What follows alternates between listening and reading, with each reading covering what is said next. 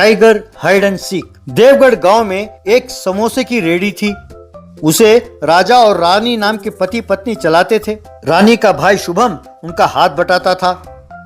आओ भाई आओ, समोसे लो, गर्मा गर्म समोसे लो, कॉर्न समोसे, अनियन समोसे, मसाला समोसे कहकर आवाज देता रहता था। आने वालों को प्लेट में देकर वो पैसा कलेक्ट करता था। एक दिन वो, ये क्या जिंदगी है जीजा जी, और कितने दिन यूँ फालतू धंधा करते रहेंगे, आप बस हाँ कहिए तो एक अद्भुत आइडिया देता हूँ। अरे तेरे इन आइडिया के चक्कर में ही बड़े बड़े धंधे कर रहा मैं आज समोसे बेच रहा हूँ। अरे तू मेहरबानी करके अब इसे ना बिगाड़ना।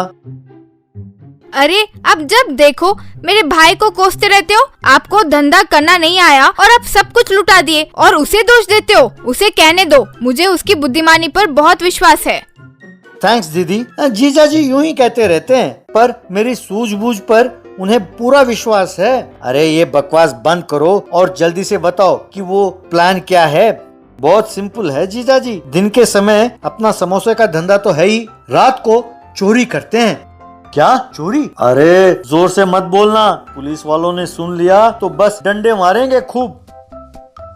ओफो, अरे पूरी बात तो सुनिए जीजा जी। मैं शेर का वेश पहनकर किसी घर में घुस जाता हूँ, वे डर कर भाग जाएंगे, तब आप पीछे से आकर सब कुछ लूट लेना। तब मैं शेर का हुलिया उतार कर एक बैग में रख कर बिल्कुल मासूम बनकर घर चला जाऊंगा।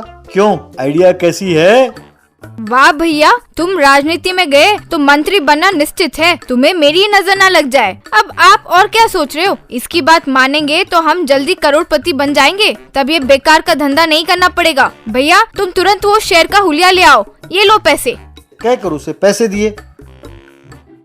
यूं उसने एक दुकान से शेर का ड्रेस खरीदा। उस रात को जीजा और साला एक घर के बाहर खड़े थे। जीजा जी ऑल द बेस्ट, मैं घर के अंदर जा रहा हूँ। जब वे बाहर आ जाएंगे भागकर, तब आप अंदर जाकर अपना काम पूरा करना, कहकर शेर का मुखौटा पहनकर चलते हुए घर के अंदर गया। अंदर उन्हें देखकर कहकर जोर से ठहाका मारा। बस उस घर के लोग डर गए। बाप रे शेर, हाय रे शेर कहकर चिल्लाते हुए लोग घर से बाहर दौड़े। तुरंत राजा घर के अंदर आया।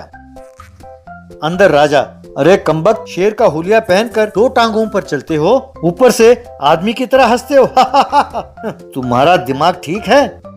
जीजा जी घुटनों पर चलने से थक जाता हूँ ना जीजा जी। वे डरे या नहीं वो जरूरी है। अब क्या समस्या है जीजा जी, जल्दी से काम खत्म करके आइए, कहकर वो चला गया। यूं बाहर आकर कपड़ों को एक बैग में रखकर वहां से चला गया। राजा ने अलमारी से गहने और रुपयों को चुराया। घर पर चोरी का माल देखकर रानी बहुत खुश हुई। भाई की खूब तारीफ करने लगी। वो फूलकर कुप्पा हो गया। यूं हर रोज शुभम किसी ना किसी के घर में जाता। घर वाले उसे देख के डर जाते और फिर राजा आकर चोरी करता। ये कपड़े बैग में रखकर चला जाता। ये सिलसिला चलता रहा। सब लोग पुलिस स्टेशन में जाकर बखेड़ा करने लगे। अरे अरे अरे शांत हो जाइए प्लीज। क्या? अरे शेर कैसे चल सकता है? अरे शेर बोलता है। अरे कहीं शेर बोलता है क्या? वैसे तुम लोग बोल क्या रहे हो, जानते भी हो, ऊपर से कहते हो कि पैसे गायब हैं। अरे शेर कब से चोरी करने लगा? एक दिन चोरी का माल के साथ राजा घर पहुंचा। इतने में असली शेर राजा के घर में आया। उसे देखकर राजा, क्यों शुभम, अभी तक कपड़े नहीं बदले? जल्दी बदलो। शेर ने जोर से दहाड़ा। अरे वाह, 4 टांगों पर चलने से थक जाता हूँ, ऐसा कहा था ना। अब क्या हुआ, ऊपर से असली शेर की तरह दहाड़ रहे हो? लगता है तुम अपने पात्र में डूब गए हो। ठीक है कपड़े बदलो। पर शेर जाकर पलंग के नीचे बैठ गया। पलंग के ऊपर बैठकर राजा रानी से, आज लगता है कि तेरा भाई हुलिया नहीं बदलने वाला, बहुत नाटक कर रहा है। तभी शुभम कपड़ों के साथ घर के अंदर आया। उसे देखकर राजा और रानी दोनों चौंक गए। तो तुम यहाँ हो? तो पलंग के नीचे कौन है? कहीं वो सचमुच का शेर तो नहीं है? बाप रे, शेर शेर, अरे भागो भागो! कहकर चिल्लाने लगी। यूं दोनों घर से बाहर भागे। बाद में शेर वहां से चुपचाप चला गया। फिर ये तीनों गांव वालों को लेकर वापस घर पहुंचे। गांव वाले लाठी लेकर घर के अंदर शेर को ढूंढने लगे। तब उन्हें चोरी का माल दिखाई दिया, साथ साथ शेर का लिबास भी। बस उनको सारी बात समझ में आ गई और उन्होंने तीनों को पकड़कर खूब मारा। तीनों को जेल में डाल दिया। जेल में शुभम अपने जीजाजी से, आप चिंता ना करो जीजाजी, जेल से छूटते ही मेरे पास एक और अद्भुत प्लान है। बस राजा गश खाकर गिर गया। Underground secret mention swimming pool. एक गांव में शुभम नाम का एक धनवान रहता था। उसकी पत्नी थी रजिता और बेटे का नाम टिंकू था। शुभम का बिजनेस में खूब लाभ हुआ तो 2 साल में उसने खूब पैसे बना लिए और एक बड़ी हवेली बनाया, कार भी खरीदा। तब रजिता का बड़ा भाई तिजोरी भी आकर उनके साथ रहने लगा। वो अपनी पत्नी और बच्चों को छोड़कर यहाँ अच्छा खाना खाते हुए एंजॉय करने लगा। एक दिन उनके घर रजिता के दूर के रिश्तेदार बंसी नाम का एक बूढ़ा आया। वो उस हवेली में सोफा में बैठकर रजिता का प्रतीक्षा करने लगा। तभी रजिता और तिजोरी वहां आए।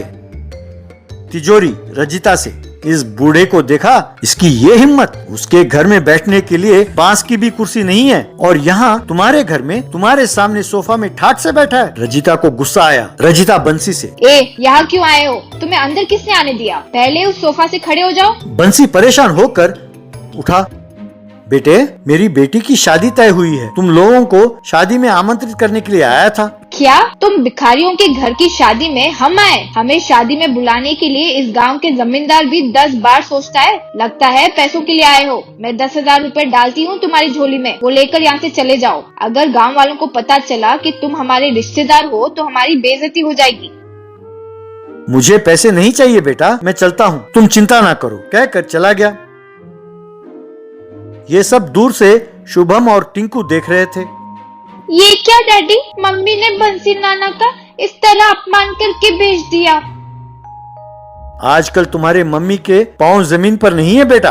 वो भूल गई हैं कि 2 साल पहले तक हम भी झोपड़ी में ही रहते थे और साथ में आग में घी का काम करने के लिए तुम्हारा मामा जी भी जो हैं, उन्हें घर से भगाना चाहता हूँ। पर तुम्हारे मम्मी अपने भाई से बहुत प्यार करती हैं। इनके वजह से ही गांव में मेरी इज्जत नहीं रही। हाँ डैडी, बबलू गरीब है कहकर मम्मी मुझे उसके साथ भी खेलने नहीं देती।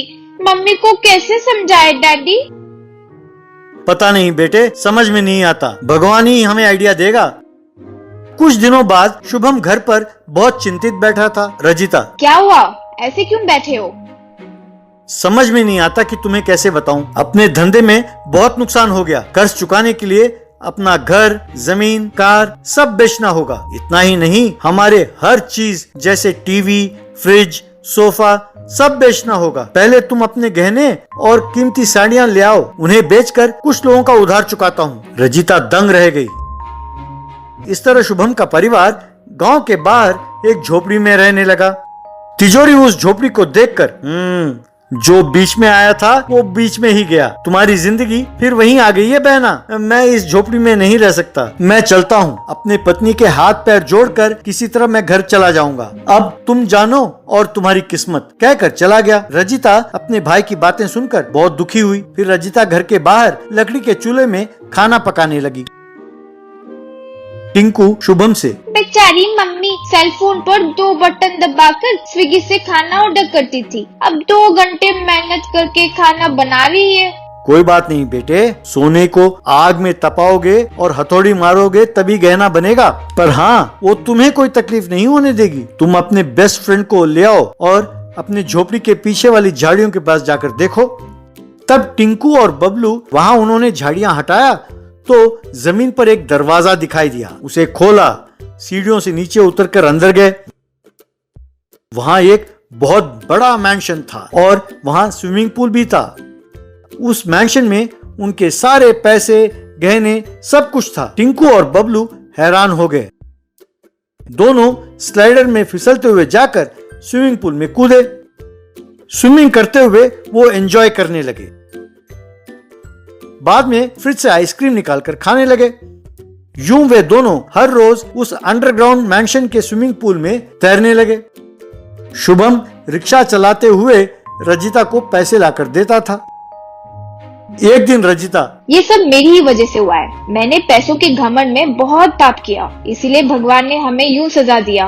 आज भंसी मामा की बेटी की शादी है, बेचारे हमें बुलाने आए थे और मैंने उनका अपमान किया। मैं आज शादी में जाती हूँ, उनके पैर पर गिरकर माफी मांगूंगी। तुम में ये परिवर्तन लाने के लिए ही मैंने सब किया। हमारे रुपए जायदाद कहीं नहीं गया। चलो मैं तुम्हें दिखाता हूँ। इस तरह शुभम रजिता को लेकर उस सीक्रेट मैंशन में गया। उसे देखकर रजिता हैरान हुई, उसकी आंखें भर आईं। रजिता ने तुरंत वहां रखे गहनों को उठाया। शुभम, रजिता, टिंकू बंसी मामा की बेटी की शादी में गए। उन्हें देखकर बंसी हैरान हुआ। रजिता उनके पैर पकड़कर, मुझे माफ कर दीजिए मामा जी, ये गहने मैं अपनी बहन को प्यार से दे रही हूँ, घमंड से नहीं। कृपया करके मना मत कर दीजिए। कहकर वो गहने दिए। बंसी बहुत खुश हुआ। तब तिजोरी वहां पहुंचा। और शुक्र है, अब मैं बहुत खुश हूं बहना। सुना है तुम्हारे पैसे कहीं नहीं गए। अब से हम सब मिलकर उस अंडरग्राउंड मैंशन में मजे से स्विमिंग करते हुए रह सकते हैं। चलो चलते हैं। ए छी, चुप हो जाओ। बड़ों ने सही कहा था कि तुष्ट से दूर रहो। तुम दोबारा हमारे घर की तरफ भी आए तो स्विमिंग पूल में डुबाकर मार डालूंगी, खबरदार। तिजोरी शर्मिंदा होकर वहां से चला गया। शुभम और टिंकू ये देखकर खुश हुए।